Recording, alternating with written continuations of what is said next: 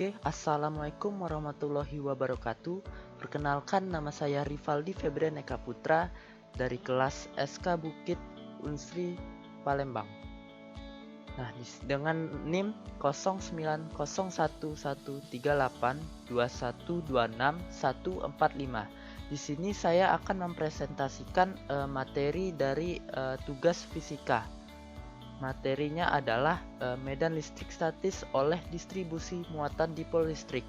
Nah, yang pertama, untuk capaian pembelajarannya ini diharapkan mahasiswa dapat mengetahui penerapan medan listrik statis oleh distribusi muatan dipol listrik.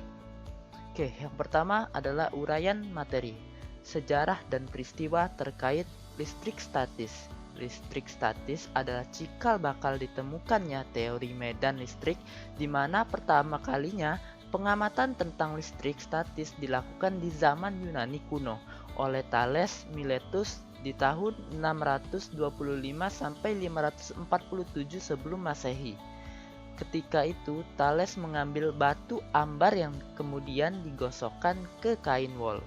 Thales terkejut ketika mendekatkan batu tersebut ke tumpukan bulu ayam. Ternyata bulu ayam itu menempel pada permukaan batu. Dapat dikatakan bahwa Thales telah memberi muatan listrik pada batu tersebut melalui kain wol. Dipol listrik. Sebuah dipol listrik adalah sepasang muatan titik dengan besar yang sama dan tanda yang berlawanan, muatan Q dan minus Q yang terpisah sejauh D. Berikut gambar sebuah molekul air adalah contoh dipol listrik. Nah, di gambar di atas memperlihatkan sebuah molekul air yang menyerupai dipol listrik. Molekul air secara keseluruhan bersifat netral, tetapi ikatan kimia di dalam molekul menyebabkan pergeseran muatan hasilnya adalah sebuah muatan negatif pada ujung oksigen dan muatan positif pada ujung hidrogen yang membentuk dipol listrik. Efek itu ekuivalen dengan menggeserkan hanya satu elektron, kira-kira 4 kali 10 pangkat 11 meter. Tetapi konsekuensinya pergeseran ini sangat besar. Air adalah sebuah pelarut istimewa untuk zat-zat ionik seperti NaCl, dikarenakan air adalah dipol listrik. Bila NaCl dilarutkan dalam air akan terurai menjadi ion positif Na+, dan sebuah ion negatif Cl-. Gaya dan torsi pada sebuah dipol listrik.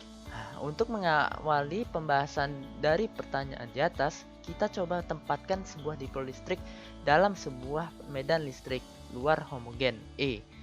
Seperti yang diperlihatkan dalam gambar 2.9, gaya-gaya F- dan F+ pada kedua muatan itu mempunyai besar QE yang sama, tetapi arahnya berlawanan, dan jumlah keduanya gaya ini sama dengan 0. Gaya neto pada sebuah dipol listrik dalam sebuah medan listrik luar homogen adalah 0. Akan tetapi kedua gaya itu tidak bereaksi sepanjang garis yang sama, sehingga torsinya tidak dijumlahkan menjadi 0. Oke. Berikut untuk rumusnya ya. Di sini bisa dilihat yang nomor 11. Selanjutnya dengan D sin kosong adalah jarak tegak lurus di antara garis aksi kedua gaya tersebut. Hasil dari muatan Q dan pemisahan D adalah besarnya sebuah kuantitas yang dinamakan momen dipol listrik yang dinyatakan oleh P. Berikut untuk rumusnya. Oke, satuan dari P adalah muatan kali jarak C kali M. Sebagai contohnya besarnya momen dipol listrik sebuah molekul air adalah P sama dengan 6,13 dikali 10 pangkat minus 30 C kali M. Nah, dipol listrik di dalam medan listrik, walaupun atom-atom dan molekul-molekul bersifat netral secara listrik, namun atom-atom dan molekul-molekul ini juga dipengaruhi oleh medan listrik, sebab atom-atom dan molekul-molekul tersebut memiliki muatan positif dan muatan negatif.